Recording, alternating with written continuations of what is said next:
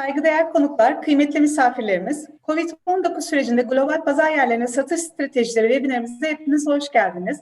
İlk olarak tüm konuşmacılarımızın konuşmalarının tamamlanmasının ardından sorularınız olduğu takdirde YouTube kanalımız üzerinden veya proje@ito.org.tr mail adresimizden bizlere iletebilirsiniz. Şimdi webinarımızın moderatörlüğünü gerçekleştirmek üzere sözü Marka Fond Eğitim ve Danışmanlık CEO'su Sayın Aytaç Mesci'ye bırakıyorum. Buyurunuz. Çok teşekkür ediyorum. Bugün özellikle yurt dışındaki global pazar yerlerinde satış stratejileri konusunda konuşuyorduk. Normalde World Enterprise Genel Müdürü Hakan Evsermiş konumuz olacaktı ama ailesinde acil oluşan bir sağlık sorunu nedeniyle bugün katılamayacak ama yerine yine aynı firmadan Genel Müdür Yardımcısı olan Çağdaş Yeşilbağ bizlerle. Çağdaş Bey çok sevdiğimiz bir arkadaşımız ve konu aslında gene global pazar yeri stratejisinde oldukça deneyimlidir. Çağdaş Bey'le bugün sohbeti yapacağız. Hoş geldiniz Çağdaş Bey, siz de. Hoş geldiniz. Aramıza. Çağdaş Bey, özellikle yurt dışında e-ihracat konusunda yapılacak çalışmalarla nelerdir? Biraz bunlarla başlayalım mı sohbete?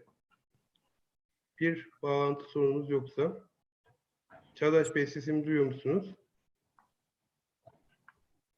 Sanırım kesinlikle bağlantısı. Pekala. Ben biraz bahsedeyim. Özellikle... Bağlanıyor. Şu anda geldi, tamam. Çağdaş Bey, ben tekrar bir tanışım yaptım size. Evet, sesinizi almakta ben de çok zorlandım. Tamam. Tekrar eğer geldiyse ufak bir tanıtım yaptım sizinle ilgili Çağdaş Bey. Özellikle şu soruyla başlamıştım. Yurt dışında normalde Türkiye'de e-pazar yerlerini insanlar kurup yavaş yavaş yerlerini alıyorlar. Burada e-ticaret işlemlerini yapıyorlar. Ama bunu yurt dışına taşımak için nasıl hamleler yapacaklar? Özellikle e-ihracatın yurt dışı kavramı nedir? Bana biraz bunlardan bahseder misin? Şimdi aslında e-ihracat daha doğrusu genel çatı anlamında e-ihracat iki kavramdan oluşuyor. Bunlardan biri ihracat adımı, yani doğrudan Türkiye'den yurt dışına satabilmek. İkincisi de sınır ötesi e-ticaret adımı. Bu da hedef satış bölgenizdeki depolarınızdan, şirketleriniz üzerinden bu bölgelere satış yapmak.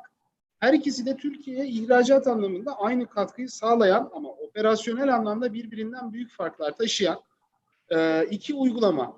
E-ihracata ya da sınır ötesi e-ticarete başlamanın temel adımları, birincisi tanıdığınız, hedeflediğiniz, satış yapmak istediğiniz bölgenin diline, para birimine, tüketici alışkanlıklarına hakim olmak ve bölge pazarında kuvvetli bir oyuncu haline gelebilmek, hızlı yükselebilmek için gereken şartları yerine getirmek.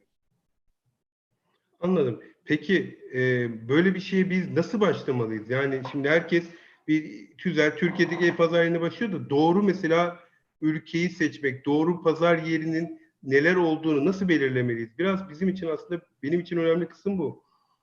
Şimdi aslında doğru pazar yerleri ikiye ayrılırlar. Bunlardan birincisi yatay pazar yerleri dediğimiz, mümkün olduğu kadar çok kategori, mümkün olduğu kadar çok ürün, mümkün olduğu kadar çok satıcı bulundurmak isteyen pazar yerleridir. Hepsi burada buna bir örnektir. Trendyol buna bir örnektir. Amazon buna bir örnektir. İkinci sınıf ise dikey pazar yerleridir. Dikey pazar yerleri bir kategori özeline ya da birkaç kategori özeline yoğunlaşır. Mesela Sporex pazar yerini kullandığınız zaman spor outdoor ürünlerini ve bunların ekipmanlarını bulursunuz yalnızca.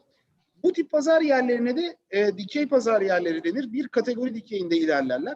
Şimdi öncelikle satacağımız ürünün hangi pazarda, hangi pazar yerinde nasıl satıldığını öğrenmemiz gerekiyor. Burada gerekirse satın alarak, gerekirse ücretsiz kaynaklardan faydalanarak çok ciddi pazar araştırması raporu, çok ciddi tüketici eğilimi raporu incelemek durumundayız. Yani bu iş aslında bir matematik işi. Öyle rastgele işte deneme yanılma yöntemiyle müdahil olabileceğiniz bir iş değil. Bölgedeki tüketici trendinin eğilimini, nereye doğru yönlendiğini, pazarın davranış biçimini, alışkanlıklarını doğru şekilde belirleyerek önce hedef pazarınızı oluşturabiliyorsunuz. Burada sattığınız ürün aslında sizin başlangıç noktanız oluyor. Örnek veriyorum, güneş kremi satıyorsanız Ukrayna'daki veya Rusya'daki bir pazar yerine giriş yapmaya çalışmak çok mantıklı bir hareket değildir. Evet. Bunun gibi düşünerek bir strateji belirlememiz gerekiyor. Hemen arkasından bölgenin dilini, bölgenin para birimini, politik durumunu, ticari kanunlarını biraz öğrenmek gerekiyor.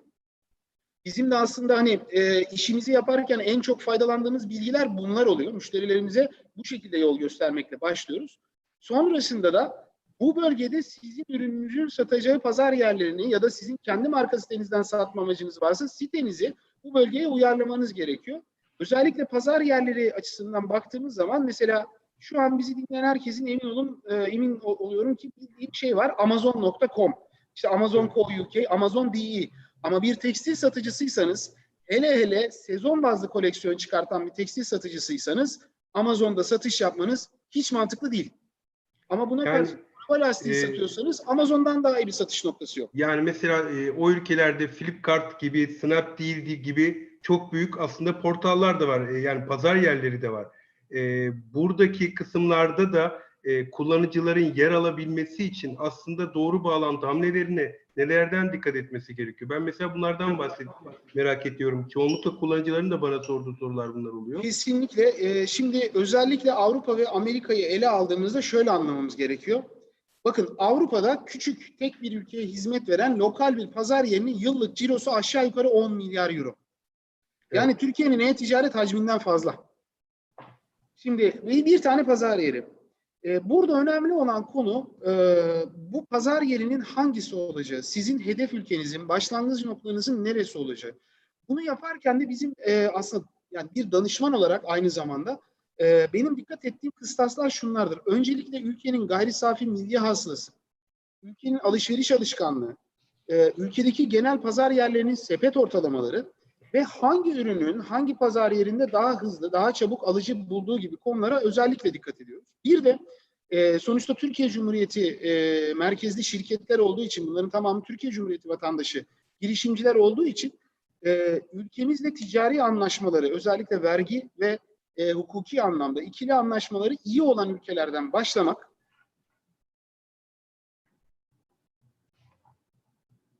tabii buralarla başlaması lazım. Aynı anda da buradaki anlaşmaları da süreçleri de çok iyi şekilde bilmesi lazım. Çağdaş Bey bağlandığı süreçte devam edecek tabii ki. Burada çok büyük avantaj sağlıyor. Bir de dünya artık bundan 20 yıl önceki kadar zengin olmadı. Satın alma gücü yüksek ülkelere gidiyor. Satın alma gücünün de yüksek olduğu ülkeleri. Bu arada bağlantım mı kesildi? Evet. Net bir şekilde ben şu anda mi? duyuyorum. Şu anda duyuyorum. Bir git gel oldu ama siz devam edin Çağdaş Bey. Yani temel anlamda 3 konuya çok dikkat etmemiz gerekiyor. Bir, gideceğimiz ülkeyle bizim vatandaşı olduğumuz ülkenin ticari anlaşmaları, ikili anlaşmaları nasıl?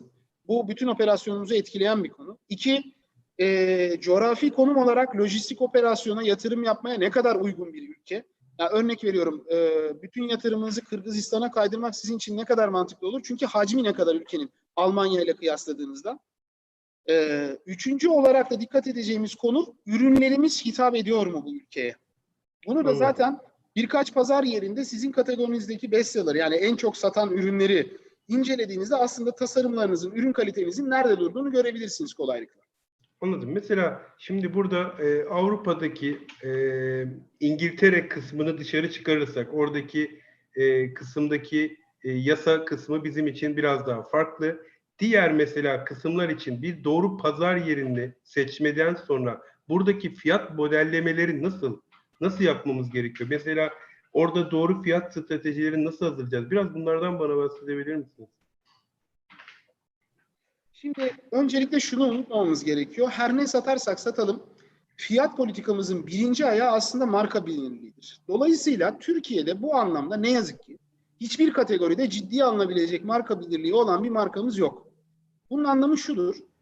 Tamam, biz Türkiye'den gidiyoruz, kaliteli üretim yapıyoruz, markamız çok iyi olabilir, ürünlerimiz çok iyi olabilir. Ama aslında biz pazarın tepesine yerleşebilecek kalitede bir ürün yaparken pazarın ortasına yerleşebilecek, maksimum ortalarına yerleşebilecek düzeyde bir fiyatlama yapabiliyoruz. Dikkat edeceğimiz birinci nokta bu. Yani şöyle düşünün, Türkiye'nin en iyi tekstil markası olabilirsiniz. Hakikaten dünyanın en kaliteli tişörtünü üretebilirsiniz. Ama hiçbir zaman Yves Saint Laurent'le aynı fiyata tişört satamazsınız.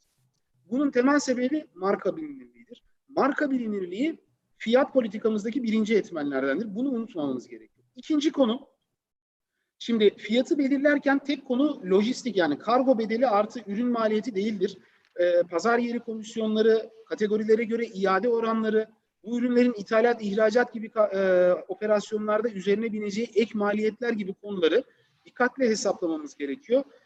Yine danışmanlık verdiğimiz bir müşteride biz fiyatlama konusunda herhangi bir destek sözümüz yoktu. Onlar da bizi dahil etmediler bu işe.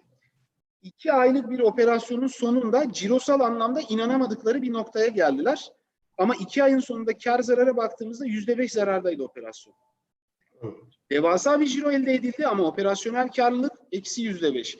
Şimdi bu gibi durumlar yaşamamak için maliyetlerin doğru hesaplanması gerekiyor. Herkesin kafasında şöyle bir şey var, işte dolar 7 liraya yaklaşıyor, euro 8 liraya yaklaşıyor, 1'e 7, 1'e 8 illaki satarım gibi. Arkadaşlar kesinlikle öyle düşünmeyin. Burada en temel konu şu, bu bir birim meselesidir. Yani sizin bir biriminize karşılık onlar size, sizin biriminize döndüğünüzde 7 birim veya 6 birim veya 8 birim ödüyorlar.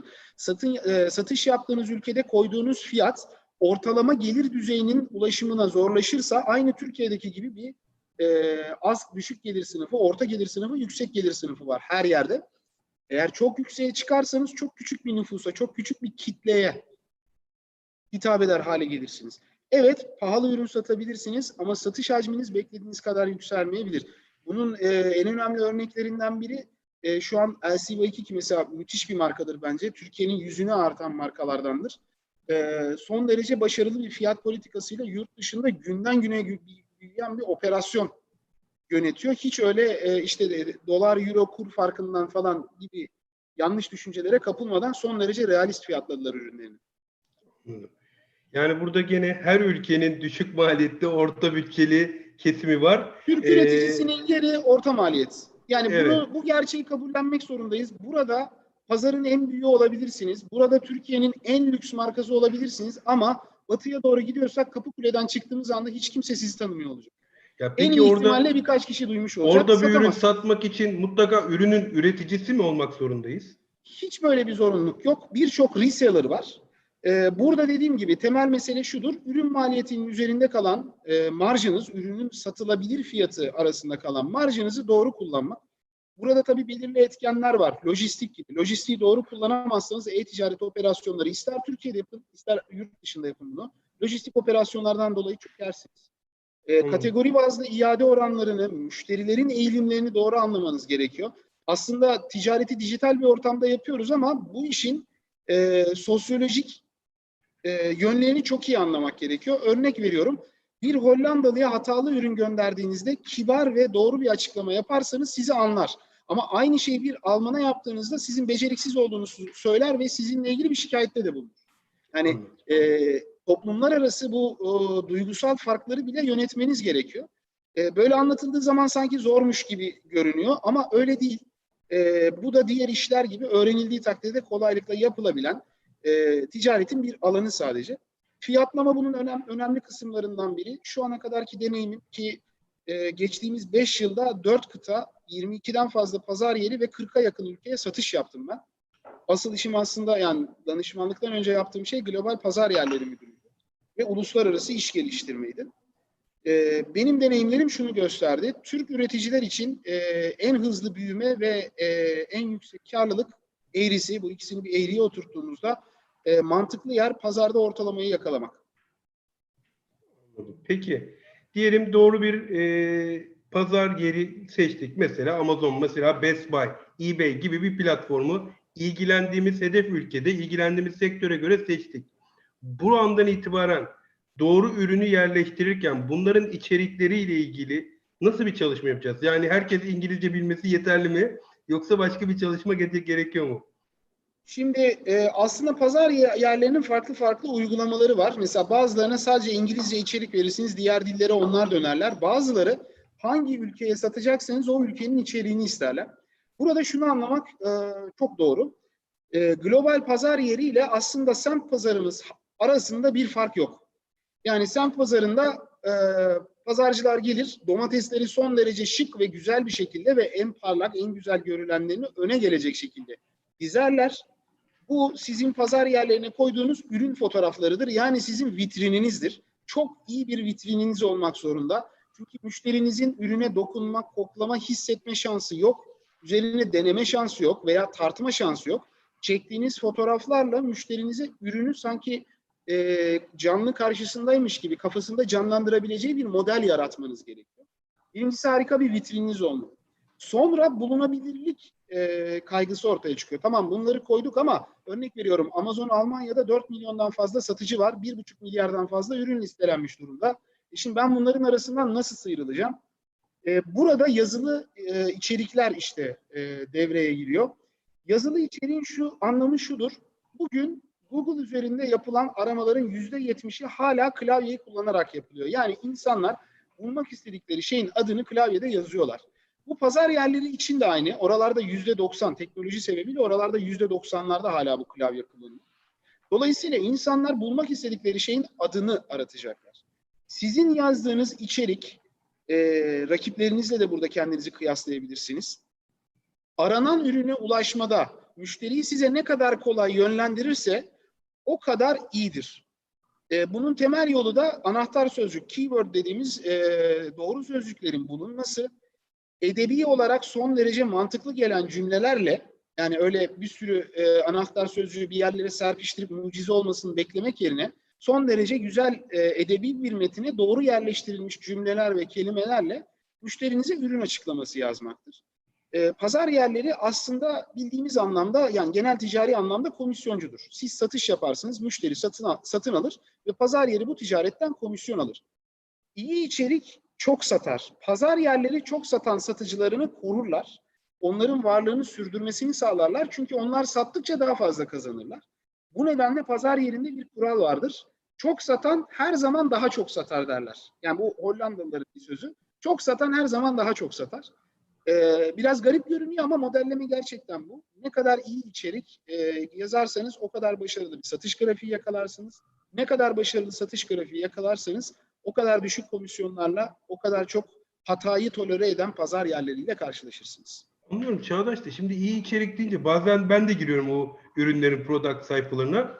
Bir sürü içerik doldurmuşlar, kopyalamışlar, yapıştırmışlar, görseller. Bu mu gerçekten iyi içerik veya çok içerik kavramı? Yoksa o iyi dediğin hayır. içeriğin kavramı ne aslında? Onu bir görmek istiyorum. Aslında iyi içeriğin kavramı şudur. Şimdi satışımıza şuradan odaklanalım. Varsayalım biz kettle satıyoruz veya çay makinesi satıyoruz. Hep yani Türkiye'de hep tekstilden örnek veriliyor ama farklı bir örnek verelim. Biz bir çay makinesi satıyoruz.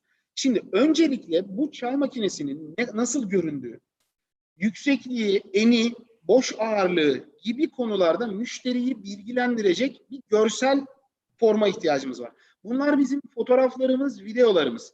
Gerekiyorsa nasıl kullanıldığına, nasıl üretildiğine dair kalitenizi ispatlayan bir video bile olabilir. Bu sayfanıza gelmiş ürünü görmüş müşteriyi satın almaya ikna etmek için. Ama yazılı içeriklerimiz bize şunu sağlıyor. Birinci hedefimiz şu. Tamam biz kaliteli üretim yapıyoruz. Yandaki fotoğrafta da gördüğünüz gibi ürün güzel. Tamam güzel ama bunu yapan bir sürü yani Arçelik de var, Tefal de var, Mulinex de var. Neden sizi seçeyim? Müşteriye öncelikle kendimizi kolay buldurmak istiyoruz. Burada içerikte anahtar kelimeler yani bunu SEO ve dijital pazarlama kavramına hakim arkadaşlar çok iyi anlayacaklardır. Doğru metin yüz binlerce dolar değerindedir çünkü bedavaya size müşteri getirir. Aylarca uğraşacağınız pazarlama kampanyalarına, günler haftalar ayıracağınız, gerekirse istihdam yapmanız gerekecek pazarlama kampanyaları yerine doğru SEO, buna Search Engine Optimized yani SEO uyumlu içerik deniyor. Bu tip içerikler hazırlattığınızda bir uzmanına son derece hızlı bir şekilde müşterilerinizin ürünü bulmasını, markayı tanımasını sağlarsınız. İçeriğin bir diğer faydası şudur. Şimdi çay makinesi satıyoruz. Peki kaç litre dem hazırlayabiliyoruz? Kaç litre sıcak su elde edebiliyoruz? Yıkama talimatı ne? Plastikten mi imal edildi, metal mi? Demlik cam mı yoksa mika mı? Bu gibi müşterinin aklına gelebilecek, onu satın alma yapacağı aşamada şüpheye düşürecek her tür soruyu bu içeriklerin içinde cevaplamış olmamız gerekiyor. Tabii bu cevaplamaların tamamı bir tekst, bir metin olduğu için aslında burada doğru içeriği yazdığınızda müthiş bir pazarlama aktivitesi yapıyorsunuz. Çünkü insanlar aratıyor. 1,8 litre çay makinesi.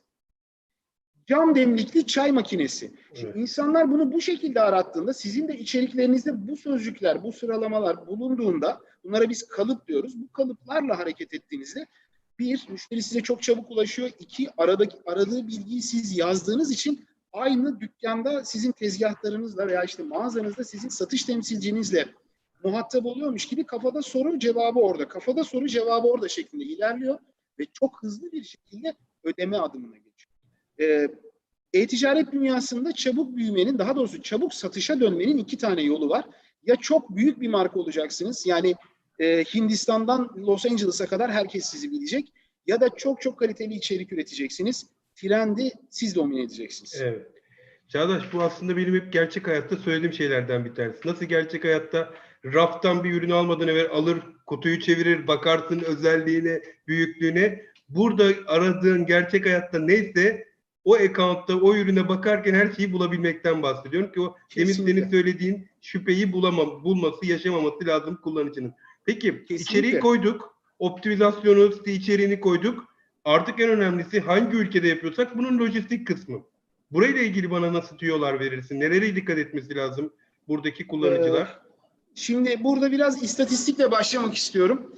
Türkiye'de global e-ticarete başlayan, yani Türkiye'den sevkle, e-ihracatla veya yurt dışından sevkle, sınır ötesi e-ticaretle bu işi yapan 100 firmadan 70'i başarısız oluyor. Ve bu başarısızlığın en önemli sebebi lojistik operasyonu yönetememeleri. Evet. Şimdi e-ticaret lojistiği bir ürünü bir kutunun içine koyup üstüne etiketi yapıştırıp onu da kargo şirketine teslim etmekten ibaret değil. Aslında biz e-ticaretin lojistik tarafına supply chain diyoruz. Yani tedarik zinciri yönetimi. Çünkü birincisi ürünü doğru kutulamak, bakın sadece ürüne doğru kutulama yapmak sizin kargo maliyetlerinizi %20 oranında değiştirebilir. Yani depodaki adamınız bir ürünü 10 desilik bir kutuya da yerleştirebilir, 15 desilik bir kutuya da yerleştirebilir. Ve kargo şirketi sizden bu 2 kutu için farklı fiyat alacaktır. Çünkü hacim üzerinden çalışan, kargo fiyatı veren bir ülkede bulunuyoruz. Ya da ürün paketlemelerinizde, ürünlerin ana paketlemesinde kullanılan materyaller. Ahşap kutuya sahip bir ürününüz varsa doğrudan yarım kiloluk ağırlığa ulaşabilirsiniz, geçebilirsiniz. Ama buna karşılık çok şık karton ya da kağıt destekli bir kutunuz varsa ağırlığınız 200 gramı geçmeyebilir. Sattığınız ürün ve hitap ettiğiniz pazara göre aslında bu işin lojistiği kutulamayla başlar. İkinci bir konu etiket, kargo etiketlerinin, ürün etiketlerinin hazırlanmasıdır. Şimdi dünyada pek çok başarılı kargo şirketi var. Yani bugün UPS, PTS, DHL, FedEx, yani dünyanın neresine kargo göndermek isterseniz aşağı yukarı bir hafta içerisinde her yere teslim edebilirsiniz. Artık dünya hızlı iletişim ağında.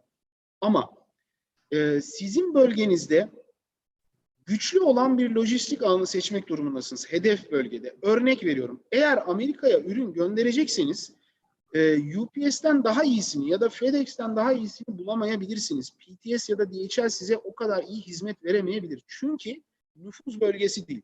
Aynı şekilde Almanya, Hollanda, Belçika, Avusturya bu bölgede DHL müthiş hizmet verirken PTS daha yavaş bir hizmet verebilir, daha pahalı bir hizmet verebilir. Dolayısıyla bir, kutulamaya dikkat ediyoruz. İki, bölgeyle uygun, bölgeyle uyumlu bir lojistik tedarikçisiyle çalışıyoruz ve daima lojistik fiyatımızı minimumda tutmaya çalışıyoruz. Peki Çağdaş, burada şeyi sorayım. Farklı ülkeler veya farklı bölgeler için farklı kargo firmalarıyla anlaştığımızda kargonun gönderim miktarı toplamda bir azalacak her kargo. Bu da gönderim birim maliyetini etkileyecek. Ben senin söylediğini çok iyi anlıyorum. O, her ülkenin aslında o kargosu daha iyi hizmet verecektir. Ama kargo birim fiyatını da yapacak. Bunu dengeleyecek nasıl bir strateji var? Şimdi bunu dengeleyecek strateji şudur. E-ticaret dünyasında yapılan istatistikler şunu göstermiş. Özellikle batılı toplumlarda bir ürünün 2 euro, 3 euro daha pahalı olması onlar için çok önemli değil. Onların aradığı şey ne?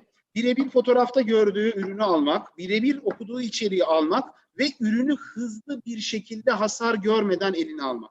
Evet. Yani bugün Amazon satıcıları Amerika'da, düşünün bakın, uçakla 6 saatte bir ucundan öbür ucuna seyahat ediyorsunuz Amerika Birleşik Devletleri'nin. 24 saatte teslimat sözü vermeye çalışarak satış yapıyorlar. Bunun bir amacı var. E-ticaret müşterisi artık ucuz olduğu için satın almıyor e-ticaretten. Bu 15 yıl önce böyleydi. İşte hepsi burada daha ucuzmuş, oradan alayım. Sahibinden daha ucuz, oradan alayım. Artık böyle değil. Artık insanların zamanı yok. Hele hele Covid'den sonra insanların motivasyonu da yok dışarı çıkmak için. Evet. Dolayısıyla birinci motivasyon her zaman para olmuyor. Pazarda bir ürünün, yani böyle çok ekstrem markalar arasında bakmazsak, pazarda ortalama ürünün %5, %10 arasında değişen fiyatları vardır. Sizin bu %5, %10'un içerisinde müşteriyi ikna edecek şeyler sunmanız gerekiyor. Nedir? Bir, işte %100 güvenli gönderi. İki, ada teslim. Üç, ben çalışıyorum, ofisime kargo paketi güvenlik sebepleriyle kabul etmiyorlar. Evde de değilim, ben bu paketi nasıl alacağım? Teslimat noktaları olan, drop pointleri olan bir kargo şirketiyle çalışmak. Bunu başarırsanız, ya örnek veriyorum, buradan İngiltere'ye 48 saatte drop point'e paket bırakabilmek. Bu gibi şeyleri sağlarsanız müşterinize, merak etmeyin, 3 euro, 4 euro, 5 euro bu farkları müşteri görmezden gelir. Çünkü unutmayalım, bizim cebimizdeki 5 lira, onların cebindeki 5 euro. Yani bu birim maliyet onlar için çok büyük para değil. Bir başka lojistikte önemli konu şudur. Şimdi lojistik bir ağ ve hub meselesidir. Yani bir iletişim ağıdır aslında lojistik işi. Örnek veriyorum, bugün Orta Doğu'ya lojistik bir iş yapmaya kalktığınızda bilemediğiniz 2 tane firma seçeneğiniz vardır. 3. 4. firma karşınıza çıkmaz. Evet, global tedarikçileri kullanabilir misiniz? Kesinlikle, ama sizin global tedarikçiniz de o bölgedeki 2 ya da 3 firmadan hizmet alıyor zaten. Onların da öyle bir ağı yok. Dolayısıyla doğrudan ana kaynakla çalışmak sizin satış hacminizin daha hızlı artmasını ve çok daha iyi fiyatlarla lojistik operasyonu yapmanızı sağlar. Bunu yatırım maliyeti olarak görüp böyle çalışmak gerekiyor. Şimdi peki bu kargolar haricinde son dönemde hızlı, yani günlük hizmet veren böyle yeni bir kargo modellemeleri çıkmaya başladı. Bunu pazar yerleri sistemi yurt dışında çok fazla. Türkiye'de henüz daha bu yapılanma aşamasında. Bunu yurt dışındaki pazar yerlerine entegre etmeye başladılar mı? Yani hedef aynen al hızlıca, nasıl kargo ile motor var, aynen hızlıca al, böyle 3 saat 4 saat içinde teslim et gibi bir hedeflemeye girmeye başladılar. Tüm siparişler için gibi. Kesinlikle özellikle kampanya dönemlerinde, yani Black Friday, Christmas gibi, işte St. Patrick's Day gibi Avrupa için söyleyeyim. Böyle günlerde korkunç bir kargo iletişimi ortaya çıkıyor. Ve uluslararası devasa kargo şirketleri bile böyle özelleştirilmiş çözümler sunuyorlar. Mesela 2018 yılında Black Friday için bizim kargo şirketimizde, Hollanda'daki depomuzdan teslimat alan kargo şirketimizde yaptığımız anlaşma Hollanda ve Belçika'da 18 saatte teslimattı. Bayağı bildiğimiz yüksek cc'li motorlarla, işte bizim bu hafif ticari dediğimiz araçlarla 2 saatte bir deponuza geliyorlar ve gelen siparişleri teslim alıyorlar. Bu arada şunu anlamanız gerekiyor. İşinizi doğru yaptığınız zaman deponuz her nerede olursa olsun günlük sevkiyat adediniz 500-600 paketlere çıkıyor. Burada hani 1 euroluk, 2 euroluk fazladan maliyeti umursamıyorsunuz bile. Ve 18 saatte, 24 saatte teslim etmeye çalışıyorsunuz. Çünkü tercih edilme sebebiniz ucuz olmanız değil, 24 saatte teslim edilmeniz. Evet. Yani şunu unutmamak gerekiyor. Avrupa ve Amerika e-ticaret kavramında bizim bir 10-12 yıl kadar önümüzdeler. Daha önce başladılar çünkü. Yani ilk Pizza Hut'ın internetten pizza satmasıyla birlikte başlayan süreç bizim 10-12 yıl önümüzde. Dolayısıyla müşteri e-ticareti çok farklı görüyor. Bakın bugün Almanya'da özellikle Covid'den sonra e-ticaret ve geleneksel perakendenin oranı 47'ye 43 kaldı. Yani neredeyse yarı yarıya. Evet. Aşağı yukarı 300 milyar euroluk bir pazardan bahsediyoruz standart perakende anlamında. Dolayısıyla lojistikle ilgili benim söyleyeceğim bir tek şey var. Başlangıçta lojistiğin ucuz olması değil, sizin cebinize daha fazla para koymanız değil. Başlangıçta hatasız teslimat, hızlı teslimat, mükemmel bir tedarik zinciri yönetimine ihtiyacınız var. Yoksa zaten başarısız olacaksınız, zaten operasyonunuz çökecek. Peki, bu lojistiği biraz hallettiklerini, doğru firmayı seçti. Depolama kısmında doğru DESI yapılanması, doğru ürün paketleme gibi kısımları da belirledik. Peki bunun arkasından benim aslında en önemli düşündüğüm kısım sipariş yönetimi. Yani her ne kadar bu altyapıyı yapsan da siparişi alıp doğru yönetemezseniz aslında bunların hiçbirisi etkili olmuyor. Bu kısımda neyi önerirsin ve yurt dışında nelere dikkat etmek gerekiyor? Şimdi şöyle, bir defa yurt dışında şunu anlamamız gerekiyor. Şimdi biz toplum olarak Türkiye'de e-ticaret yapanlarla biz yurt dışında hiç yapmamış olanlardan daha çok sorun yaşıyoruz. Çünkü onlar bizim toplumsal yapımıza alışmış durumdalar.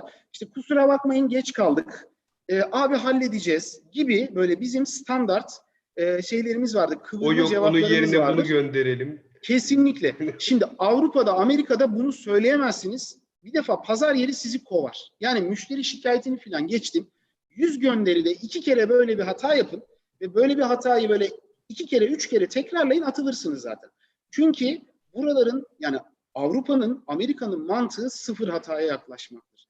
Bizde müşteri memnuniyeti %80 üstündeyse iyi deriz. Onlarda %97'nin üstü iyi kabul edilir. Mükemmele oynayan bir pazara giriyoruz.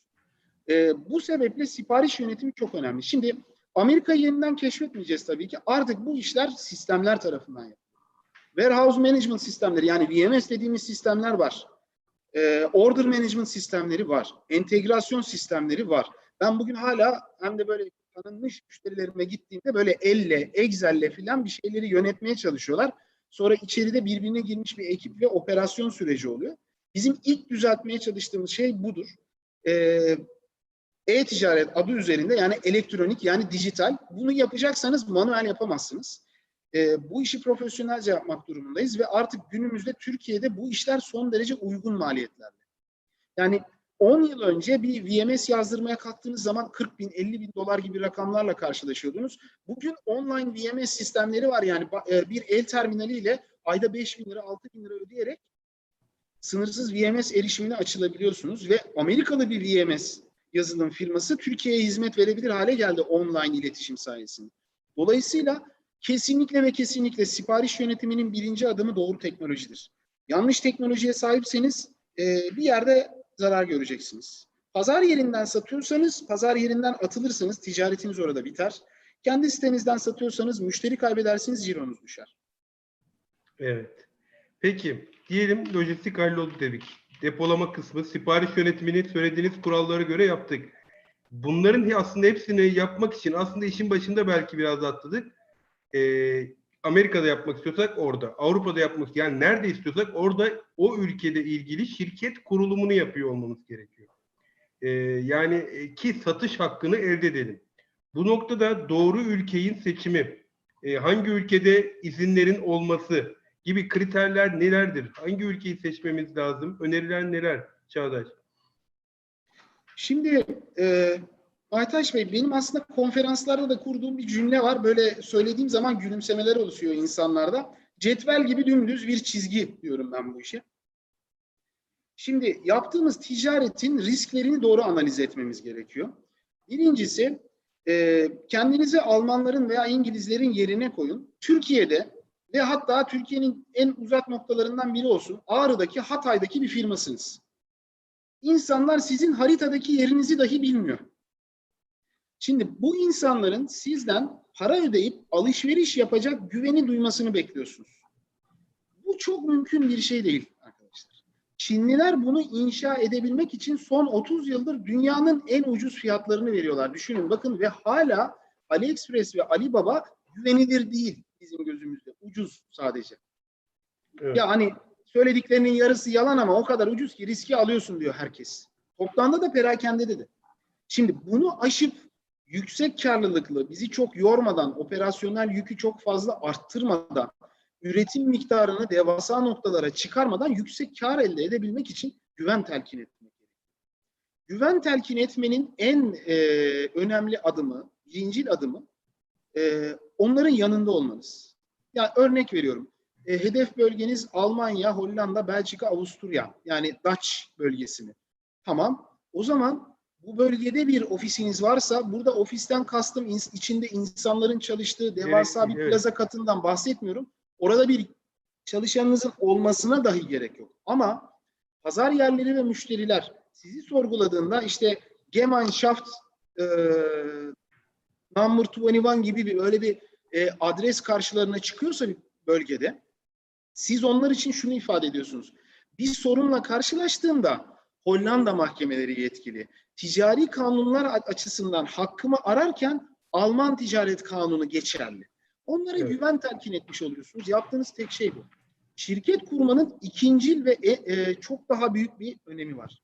Şimdi tamam, ürünlerimizi sattık. Dünya kadar satış yapıyoruz. Ama bugün Trendyol'dan yola çıkalım. Trendyol'un tekstildeki iade oranı %30'ları görebiliyor. Yani sattığınız her 10 üründen 3 tanesi size geri gelebilir. Peki Türkiye'deyken kolay 8-10 liraya kargoluyorsunuz. 8-10 liraya da iade alıyorsunuz. Marjınız kurtarabiliyor. Ama Türkiye'den ürün gönderdiğinizde bir ihracat operasyonu yapıyorsunuz. Ve bu ürünü geri çekerken de bir ithalat operasyonu yapmanız gerekiyor. Ve buradan 10 euroya, 15 euroya, 20 euroya çıkan ürün geri gelmesi gerektiğinde 42-43 euroya geliyor. Dolayısıyla iadelerinizi bölgede yönetmek durumunda kalıyorsunuz. Ve bölgede iade yönetebilmek için bir fulfillment hizmeti veya bir depolama hizmeti almanız lazım. Bunun için de o bölgede bir şirketinizin olması lazım. Çünkü tüm dünyada kullanılan ticaret kanunlarına göre bir şirket ancak bir ithalatçısı varsa ülkeden mal çıkartabilir. Evet. Bir malın Peki bir burada, sahibi olmak zorunda. peki burada şeyler de duyuyoruz. Mesela bazı firmalar var. Birden fazla bu tür ihracat yapan firmalar için depo hizmetleri veriyor. Evet. Eğer benim adresimi göster diyor. Ürün iade olursa ben de stoklayayım. Tekrar atıyorum tamirat gerekiyorsa teknik desteğini bir şekilde ilgili firma yapsın. Tekrar gönder gibi bir çözümler sağlıyor. Bu kısımlarda neler öneriyorsun? Ya bu tip hizmetleri birebir kullanmış biri olarak şunu söylüyorum. Kesinlikle faydalanabilirsiniz. Özellikle hacminiz kendi operasyonunuzu kurmanızı gerektirecek kadar büyük değilse. Şimdi şöyle düşünün lütfen. Bir depo hayal edin. Bu depo işte Mercedes'e, Volkswagen'e, ne bileyim Arçelik'e hizmet vermiyor. Bu deponun tek bir işi var. Büyük ya da küçük e-ticaret üzerinden satış yapan şirketlere, bakın şahıslara değil, şirketlere hizmet vermek. Nasıl hizmet vermek? Siz örnek veriyorum. Hollanda'da bir şirket kurdunuz. İngiltere'de bir depoyla anlaştınız. Orayı kiraladınız. Yani gümrük birliği içerisinde serbest dolaşıma mal sokabileceğiniz bir ülkede bulunmalı şirketiniz. Bu depoyla bir sözleşme imzaladınız. Ürünlerinizi bu depoya indiriyorsunuz. Onları rafa diziyorlar. Kendi özel kutulamanız varsa onları gönderiyorsunuz. Sipariş geldiğinde ürünlerinizi kutuluyorlar. Ve hatta demonte gönderdiğiniz ürünleri, mesela bisiklet satıyorsanız siz bisikleti kutuda gönderiyorsunuz. Onlar bisikleti monte edip teslimatını sağlıyorlar. Bu gibi hizmetleri veren, bunlara fulfillment center deniyor. Hizmet veren firmalar var ve bu hizmetler o kadar geniş ki anlatamam. Örnek veriyorum, aylık ürün başı 1 euro gibi bir maliyeti kabullendiğinizde iade edilen tişörtlerinizi yeniden ütüleyip, katlayıp ambalaja koyuyorlar ve tekrar satışa hazır hale getiriyorlar. Ve siz artık tekrar Türkiye'den ürün göndermek zorunda kalmıyorsunuz. 3,5-4 euro gibi kargo maliyetleriyle doğrudan o ülkeden çıkıyorsunuz. Ve bunun çok önemli bir avantajı var. Şimdi bu fulfillment center'lardaki tek müşteri biz olmadığımız için bütün operasyon maliyetini biz karşılamak zorunda kalmıyoruz. Dolayısıyla bazen böyle yüksek miktarda ürün barındıran firmalar için depolama bedeli dahi almıyorlar. Depolama ücretsiz. Bizden value added services deniyor buna veya white glove services deniyor oralarda. Bu gibi hizmetleri almanız yeterli diyorlar. Bunun çok güzel bir yanı var. Şimdi biz tek başımıza günde 300 adet satıyoruz. Ama o depoda bizim gibi 1000 tane müşteri var. Aynen öyle. Bu şekilde günde 300 bin pakete çıkıyoruz. Şimdi bu depo gidiyor bizim için UPS'in, DHL'in karşısına oturuyor ve diyor ki ben sana günlük 200 bin paket minimum garanti ediyorum. O zaman sizin alabileceğinizden çok çok daha iyi fiyatlarla kargo Aynen öyle. Aynen öyle. Peki tamam. Burada kısmın yurt dışından iade yönetimini böyle bir şey yoksa, şimdi demin o yüzden sordum ben bunu. Aslında yurt dışından iade yönetim kısmında nelere dikkat etmemiz gerekiyor dedim. Biraz aslında anlattık. Başka ekleyeceğin kısımlar var mı? Yani burada yavaş aslında yavaş biraz ithalat ihracat kavramından bahsetmek istiyorum. Şimdi bakın özellikle Avrupa Birliği özelinde bunu söylemek istiyorum. 22 euro, yani 22 euroya kadar, ki buna fatura bedeli, yani kargosu, şusu busu her şey dahil halde 22 euroya kadar olan ürünleriniz için herhangi bir bedel ödemeyeceksiniz. Ama 22 euroya geçtiğinizde önce KDV çıkacak karşınıza. Ki bu ortalama %19. 150 euroyu geçtiğinizde de bir de gümrük vergisi çıkacak karşınıza. Ve ne yaparsanız yapın bunu er ya da geç ödeyeceksiniz.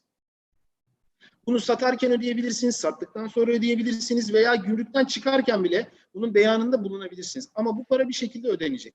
Şimdi tüm bu bedelleri ödeyip malı çıkartıyorsunuz, o bölgeye sokuyorsunuz ki Avrupa Birliği'nden bahsediyorsak 24 ülkeydi galiba Gümrük Birliği'nin içerisinde, 24 ülkeye serbest dolaşabilecek bir malı tutup tekrar Türkiye'ye getiriyorsunuz. Bütün işlemleri reverse lojistik deniyor buna. Reverse lojistikle tekrar geri getiriyorsunuz. Bu ticari açıdan da, operasyon açısından da mantıksız. Pek çok satıcı ne yapıyor? ürünü müşteride bırakıyor. Şimdi 50 euroluk bir ürün sattınız. Burada sizin karınız, farazi söylüyorum, 15 euroydu. 15 eurodan oldunuz. Üründen de oldunuz. Aslında 50 euro olmadı zararınız. 50 euro artı ürün oldu.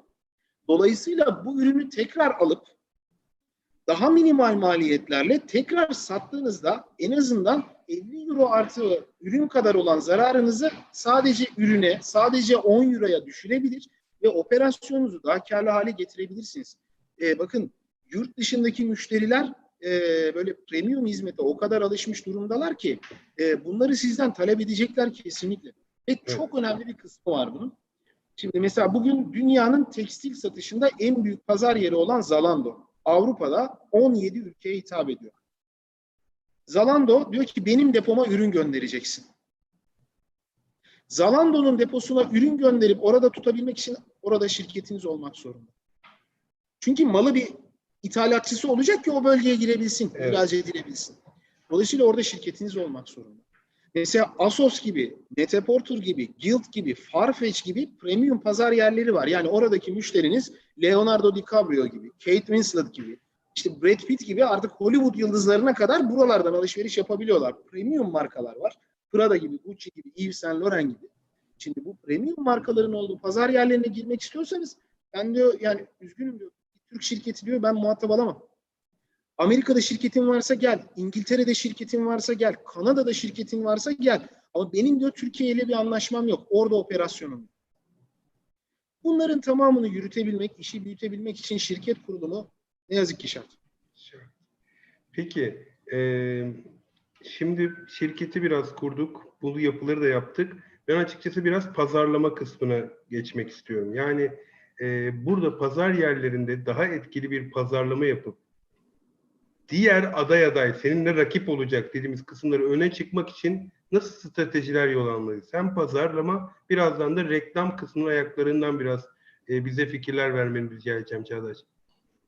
Şimdi pazarlamanın bu dörtlü kuralının dışında aslında e-ticaret yapan kişi sadece e-ticaret yapmaz.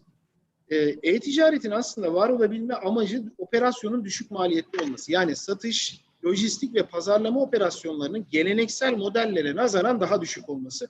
Buradan kastım ne? Şöyle düşünelim. Ben FMCG kökenliyim. Mesela bugün bir FMCG şirketinin prime time'da televizyon reklamı için yılda ayırdığı bütçe 60 ila 100 milyon TL arasında. Ve prime time'da o kanalı seyreden müşterilere ve sizin ürününüzle ilgilenebilecek müşterilere ulaşmaya çalışıyorsunuz. Şimdi bu hedef kitleye çok zor ulaşılan ve asla sonuçlarını doğrudan tahmin edemeyeceğiniz bir pazarlama modeli ve çok pahalı. Dijital dünyada ise işler çok daha kolay. Şimdi birincisi doğru içerik hazırlayarak, yani ilk başta bahsettiğimiz SEO kavramından faydalanarak arama motoru optimizasyonlarıyla Google, Yandex, Bing gibi, Yahoo gibi arama motorlarında kendinizi biraz ön plana çıkarmaya çalışarak ve çok daha küçük maliyetlerle reklam kampanyaları düzenleyerek öne çıkabiliyorsunuz. Aynı şekilde pazar yerlerinde kelime başına, tıklama başına, gösterim başına pazarlama aktiviteleri, dijital pazarlama aktiviteleri düzenleyerek ürünlerinizi öne çıkarabiliyorsunuz. Ve en önemlisi yani iş product'la başlıyor, yani 4P'de product var önce bir. Ürünlerinizin tasarımlarını, ürünlerinizin vücuda geliş halini dijital ortamda sergileyerek kendi markanızı tanıtır ve aynı zamanda da başka markalara üretim yapma şansı yakalıyorsunuz. Özellikle üreticilerin dijital pazarlamayı hani şirketin kalbine koymaları lazım. Ve dijital dünyada olmak zorundasınız. Bunu şöyle anlatmak istiyorum. Şimdi bundan 20 yıl önce örnek veriyorum, Ege'deki bir ne olsun, çatal bıçak veya tabak kaşık üreticisi Türkiye'nin her yerine mal satıyordu. Ve hatta bazı insanlar mal alabilmek için yoğunluktan dolayı gelip onun Ege'deki fabrikasına uğrayıp ürün alıyorlar. Ama bugün Çin'in Guangzhou'sundaki veya Pekin'indeki sıradan bir vatandaş, küçücük bir işletme, onun Türkiye'deki bütün müşterilerine internet üzerinden ulaşıyor ve hatta öyle bir noktaya geldi ki kampanyasını yaparken sadece şu sektöre özel diyebiliyor ve onun müşterilerine ulaşıyor. Evet. Bakın bugün Nike gibi, Adidas gibi perakende devleri, yani şöyle söyleyeyim, Nike ve Adidas Amerika'dan Türkiye'ye ayakkabı gönderiyorlar. Onların Amerika sitesine eriştiğinizde kendi tasarımınızı yapabiliyorsunuz ayakkabılara ve insanlar gümrük vergisini, şunu bunu beklemeye, her şeyi göze alıp ayakkabıyı oradan sipariş ediyor. Şimdi bu pazarda ayakta kalabilmek için artık hani belirli üretim alanları hariç, ağır sanayiye hizmet eden, savunma sanayine hizmet eden, ilaç sanayine hizmet eden firmalardan bahsetmiyorum. Ama perakende grubuna hizmet verebilecek firmalar. Zaten pratikte 10 yıl içerisinde burada bir noktaya gelemezseniz 10 yıl sonra sizi pazarda barındırmazlar. Kendi bulunduğunuz şehirde ancak ürün satabilir hale gelirsiniz. Dolayısıyla dijital dünyayı doğru anlamak lazım. Bugün Facebook'ta şunu yapabiliyorsunuz. Konum olarak İstanbul Bahçelievler ilçesinde bulunan 26-34 yaş arası Facebook üyesi bekar kadınlara bu reklamı gösterir misin? Şimdi bakın, hedef kitleye ulaşma yeteneğine bakar mısınız şunu? Bunu başka bir şekilde yapma şansınız yok. Yaşı, cinsiyeti, medeni durumu, bulunduğu coğrafi bölgeyi belirleyebiliyorsunuz. Aynı şekilde pazarlamanın lokalizasyon kavramlarını kullanıyorsunuz. Yani örnek veriyorum, bir Güney Afrikalı size geldiğinde Swahili diliyle gördüğü içeriği ve Güney Afrika para birimini karşısına çıkartırken, bu da bir dijital pazarlama faaliyetidir. Sizi Aynen tanıtır öyle. aynı şekilde. Aynen öyle. Bir Alman karşınıza çıktığında Almanca içeriği ve euro fiyatı görüyor. Şimdi insanların kafasında oluşturduğunuz profesyonel izlenime bakar mısınız? Aslında siz Türkiye'nin, örnek veriyorum, ben Artvinli olduğum için söylüyorum, Türkiye'nin Artvin Yusufeli'sinde lokalde bal üreten bir firmasınız. Ama dijital dünyada sizin büyüklüğünüz bal parmakla aynı. Çünkü insanlar sizin fiziki halinizle ilgilenmiyor, sizin dijital halinizle ilgileniyor. Hizmeti sağlayabildiğiniz sürece herkes kadar büyüksünüz dijital dünyada. Anladım. Peki yani şimdi burada önemli kısım bir de reklam. Herkes iyi kötü pazar yeri veya yurt dışındaki yerlerde bir şekilde dükkanını açıyor.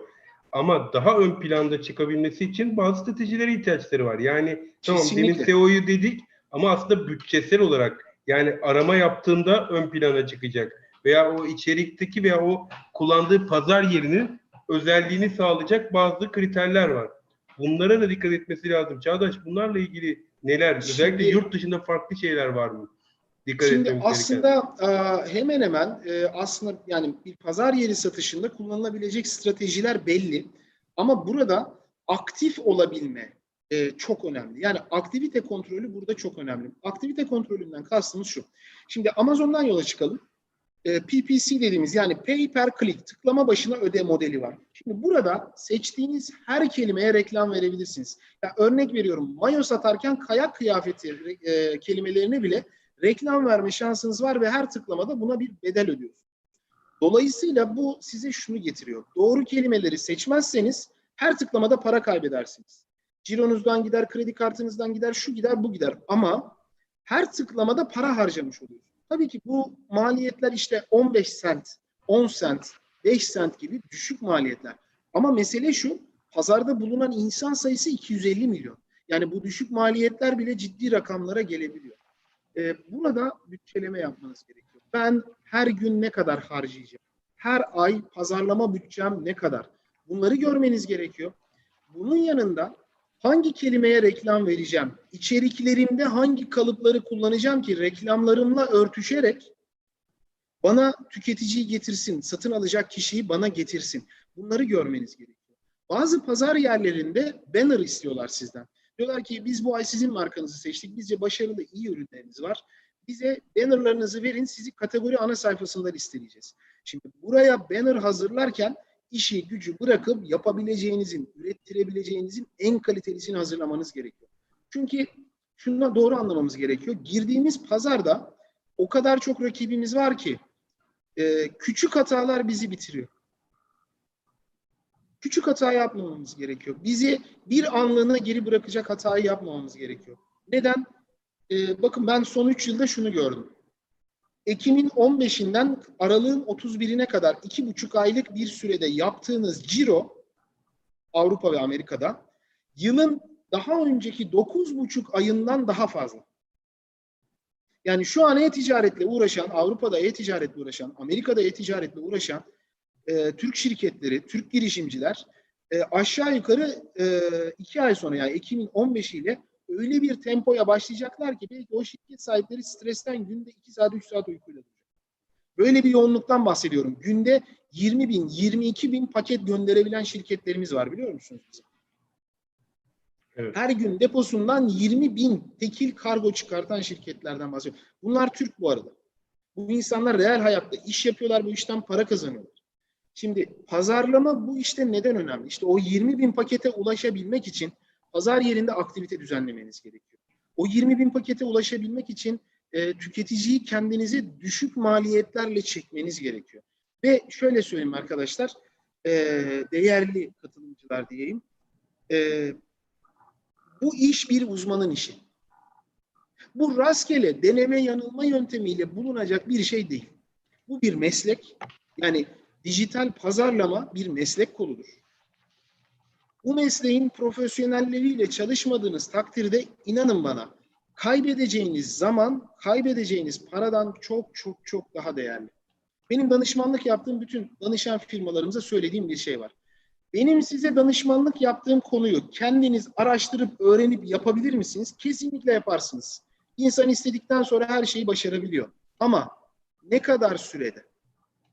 Benim size 3 ayda aktarabileceğim hap halindeki bir bilgiyi siz kendi araştırmanızla 2 yılda keşfediyorsanız bu çok pahalı bir deney. Dijital pazarlama buna çok iyi bir örnektir. İyi bir SEO uzmanı, iyi bir dijital pazarlama kampanya yöneticisi, iyi bir dijital içerik tasarımcısı size zamanı ve parayı çok kolay getirir. Artık günümüzde geleneksel pazarlama yapan şirket sayısı bakın gitgide azalıyor. Bugün devasa bildiğimiz Amerikan şirketleri, örnek vereyim, P&G Getir'de reklam veriyor. Bakın dijital pazarlamadan bahsediyoruz. Bugün P&G gibi bir şirket, Procter & Gamble, dünyanın en büyük 3 FMCG şirketinden birinden bahsediyoruz. 200 milyar dolar ciro yapan bir şirketten bahsediyoruz. Bu şirket Getir gibi bir yazılım üzerinde dijital dünyada reklam veriyor.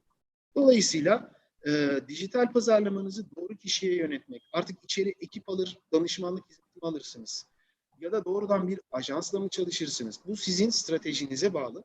Bunu yapmazsanız dijital dünyada bedavaya kürek çekmiş olursunuz. Doğru. Bir de bu pazar yerlerinde aynı şeyi düşün. Tiyatrolarda böyle üstlerde balkonlar olur ya. Aynı bir tiyatroya bakarsın, bir yukarıya balkonda oturana Kesinlikle. bakarsın. Aynı pazar yerlerinde de böyle aslında özel dükkanlar var. Kesinlikle loca olacak yani. Bu tür dükkanlar markalara veya bütçesi daha evvelden bilinenleri. Şimdi bunlarla nasıl bir yarış içine gireceğiz veya nasıl mücadele edecek bu orta ölçekli veya düşük markalar? Şimdi öncelikle marka tescili burada aslında pazarlamanın ilk adımı haline geldi yurt dışında. Marka tesciliniz yoksa bir defa bu brand shop denen mağazaları oluşturamaz hale geliyorsunuz. Ve kendi markanızı da güvence koruma altına alamıyorsunuz. Şimdi burada aslında firmanın bir miktar maliyeti göze alması tamamıyla yeterli. Ha bu arada şunu da unutmayın arkadaşlar. Türkiye Cumhuriyeti Devleti hemen hemen bu işlerin hepsi için teşvik veren bir devlet. Tabii ki. Aynen öyle. Yani harcadığınız paranın pek çok senaryoda %50'sini, %60'ını aldığınız teşviğe göre ve hatta bazı durumlarda %70'ini geri alıyorsunuz. Bu çok önemli bir konu. Şimdi brand shop'un anlamı şudur. Ben o kadar kaliteli bir markayım ki diğerleriyle kıyas dahi kabul etmem. Sen benim mağazama gel, ben sana ihtiyacın olan şeyi mutlaka buldurdum. Bende var, rahat ol. Şimdi bu mesajı verebilmek için bir tasarım. Ürün fotoğrafından mağazanın şablonuna kadar doğru tasarım. Bakın bu tasarım kullanıcı dostu hale getirdiği için işi dijital pazarlamada çok önemli bir yer tutar. Dijital pazarlama kalemleri içerisinde. Artık buna İngilizce user friendly şeklinde giriyoruz. User friendly işler yapmanızı sağlıyor. Mesela belirli saptamalar yapılmış. Müşteriler artık 5 adımdan daha fazla sürüyorsa alışverişi tamamlamak sıkılıp çıkıyor biliyor musun? Ya istediği ürünü bulmuş, istediği fiyata bulmuş. 5 adımdan uzun diye sıkılıp çıkıyor. Evet. Şimdi işte doğru danışmanlık, doğru ajans, doğru personel size bunları söylüyor. Diyor ki bakın işte böyle bir aktivite yapıyoruz ama müşteri bu aktiviteyi tamamlamak için 6 adım geçmek zorunda pazar yerinde. Bu iş bize negatif döner. Evet. Bakın şu içerikleri yazdık, buraya oynuyoruz ama bu bizim hedef kitlemize hitap etmeyecek. Bakın biz 24-35 yaş arasında ürün satmak istiyoruz ama bu içeriğin dili çok ağır. Gibi bir sürü konuda size fikir verebilecek bir yapınız olmalı. Demin sen şeyden bahsettin. Markayı oluşturman gerekiyor. Aslında benim de pazar yerleri mutlaka olsun düşüncem var. İnsanlar burada daha fazla müşteriye ulaşıyorlar. Ama her anda bu pazar yerleri daha pasif hale gelebilir. Orada çok büyük bir hedef kitle başka bir markaya kayabilir. Yani bunun sonucu da kendi markanızın da bir sitede aslında kendi e-ticaretinize koşması gerekiyor. Kesinlikle. Burada da bunu oluşturmak gerekiyor ama bu tabii ki ilk baştaki yatırımla alakalı. Belki pazar yerine ilk başta geçmek daha avantajlı. Yani burada şundan aslında sormak istiyorum. Burada ne kadar süreçte oturduktan sonra aslında kendi markanınla da e-ticarete geçiyor olman gerekiyor? Ve bu e-ticarete geçerirken gene global kısımdaki stratejiler neler olmalı? Şimdi özellikle orta ölçek ve yani bugün artık Türkiye'de KOBİ'nin tanımı yılda 200 milyon TL ciro yapana kadar oldu. Yani KOBİ'nin ortasında yer alan ve yukarısında, daha yukarısında yer alan firmalar için şunu söyleyeceğim. Benim bir danışanıma ben bir bütçe sundum. İşte pazar yerleri, kendi sitesi, dijital pazarlaması tamamı için. Bu kadar para mı harcanır dedi bana. Sonra dedim ki sizin yurt dışında mağazanız varmış. Evet dedi. Nerede dedim. Londra'da dedi. Ayda ne kadar kira ödüyorsunuz dedim bu mağazaya. 2 aylık kirası benim 24 aylık proje için verdiğim bütçeden daha fazla. Şimdi bir defa her ciddi iş adamı şunu bilir. Yatırım maliyeti olmayan bir işten para kazanılmaz. Orada zaten reel olmayan, şaibeli bir şeyler vardır. Bir şeyin yatırım maliyeti yoksa o kazanç üretemez. Her ciddi iş adamı bunu bilir. Dolayısıyla elbette bunun da bir yatırım maliyeti olacak. Ama diyelim ki bizim bütçemiz bu maliyetleri karşılamaya yetmiyor. Böyle durumlarda biz önce pazar yerinden başlatırız. Orada operasyon kendi çarklarını döndürmeye başlar. Zamanla kar etmeye başlar. Sonra bu karı markanın kendi sitesine aktarırız. Burada marka sitesi pazar yeri gibi değildir. Neden? Çünkü sadece size hizmet verir. Yani oradaki hatayı kimse pazar yerine, kargocuya, şuna buna bulmaz. Kendi marka sitenizden sattığınız her şey, kurduğunuz her iletişim markanızı yükseltir ya da alçaltır. Bunun çok ciddi örnekleri var. Türkiye'nin böyle kaliteli yılların markası dediğimiz markalarının sitelerinde yaptığı hataları böyle bazen check-up yapıyoruz. Check-up'larda ortaya koyduğunuzda şöyle oturup düşünüyorlar ya biz bunu nasıl akıl edemedik? Şimdi dediğim gibi bakın artık bu da aslında bu siteler de dijital pazarlamanın faaliyet alanına giren konular haline geldi. Bu konularda uzman personel bulunması çok önemli. Bu konularda kendini geliştiren personel olması çok önemli. Ve hatta ben artık danışan şirketlerime diyorum ki şirketlerinizde bunları personelleştirmeyin. Çünkü durmadan aynı noktaya bakan personel bir süre sonra körelir. Yeni bir şey üretemez, kendini geliştiremez hale gelir. İşi yüzlerce farklı noktaya bakmak olan ajanslar var. Kullanın.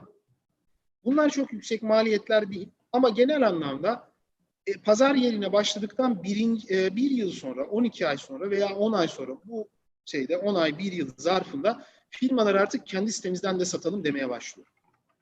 Kendi sitenizde de tabii ki yani uğraş çabuk bitmiyor. Pazar yerlerinden biraz daha yorucu bir süreci vardır. Bunun sebebi satacağınız her dilde içerik yüklemektir. Lokalizasyon ayarlarıdır. Geofencing'tir. Bugün işte biz kişisel verilerin korunması kanunu diyoruz. Avrupalılar, Amerikalılar GDPR diyor buna. GDPR'ların satış sözleşmelerinin ilgili dillerde ayarlanması vesaire gibi bazı adımları var ama bunu yaptıktan sonra şunu unutmamak gerekiyor. Bugün bir tekstilcinin pazar yerlerinde ödeyeceği en düşük komisyon %15'tir. En azından bu %15 cebinizde kalır veya müşterinize bunu indirim olarak verip daha ulaşılabilir bir marka olur. Dolayısıyla çok önemli bir konu. Kendi sitenizden satış yapmak çok dikkat edilmesi gereken. Çağdaş, önemli bir konuya değindin. Atlamıştık onu. Bu GDPR konusu yani Türkiye'deki KVKK. Tabii Türkiye'de hala bu büyük bir soru işareti. herkes şuraya mı yapalım, KVKK burada mı derken yurt dışında bu biraz daha oturmuş durumda, ancak bunu hukuksal olarak hem uygulaması hem de kanuni açıdan bilinmesi çok önemli. Bunu iki taraflı bilecek, hem markanın kendisini koruyacak hem de o ilgili ülkede de gereksinimlerin hepsini karşılayacak şekilde altyapıyı nasıl oluşturmak lazım? Yani birden fazla ülkede aynı anda hizmet veren ya avukatlık bürolarıyla çalışıyor olmakla ilgili, bunların maliyetleri çok yüksek, ya da bununla ilgili nasıl bir çözümler gerekiyor? Şimdi aslında yasalar çok genel tanımlar olduğu için pek çok noktada örtüşürler. Bizim burada uyguladığımız çok önemli şeyler oldu. Birincisi şunu fark ettik. Biz tüketicilerimizin yani bizim müşterilerimizin sözleşmelerini kendimizde tutuyoruz mutlaka. Örnek veriyorum. Almanya'da inşaat malzemesi satan bir müşterimiz bir GDPR sözleşmesi hazırlatmışsa bunu bir Türkçe'ye çeviriyoruz örneğini alıp ve biz bunu kendi müşterilerimizde uygulayabilir miyiz diyoruz. Burada Türk avukatlardan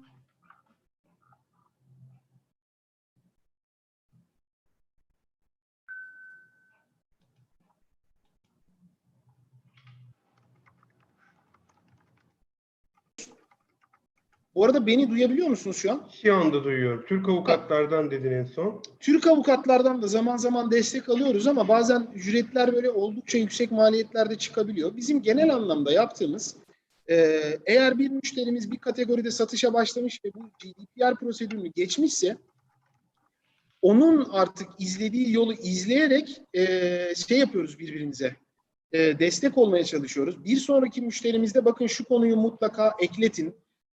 Bu konudan mutlaka bahsedin. Şöyle olmalı, böyle olmamalı gibi tiyolar veriyoruz. Zaten bu tiyoları biz verdiğimiz zaman Türkçe hazırlanmış bir metni istediğiniz dile çevirtip yayınlıyorsunuz.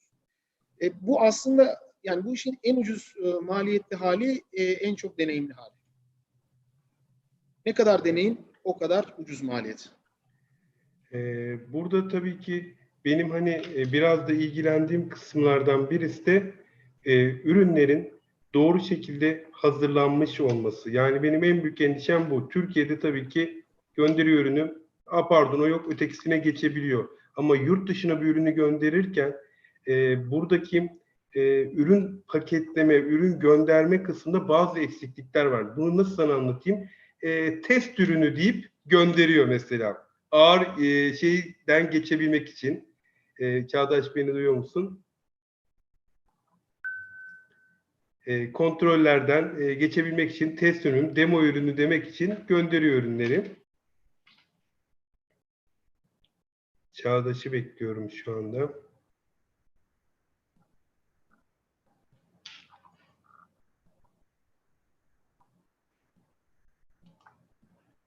Bağlantımızda bir sorun var. Selin Hanım, isterseniz bağlantı koptu.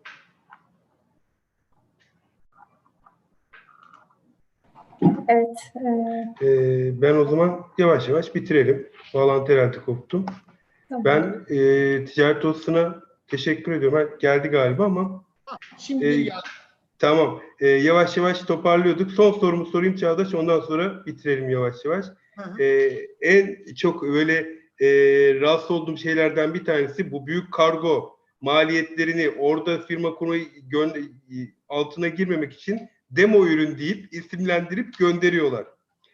Özellikle yurt dışı satışlarında, ama bir kişiye veya birden fazla kişiye bu kadar demo çıkması da mümkün değil.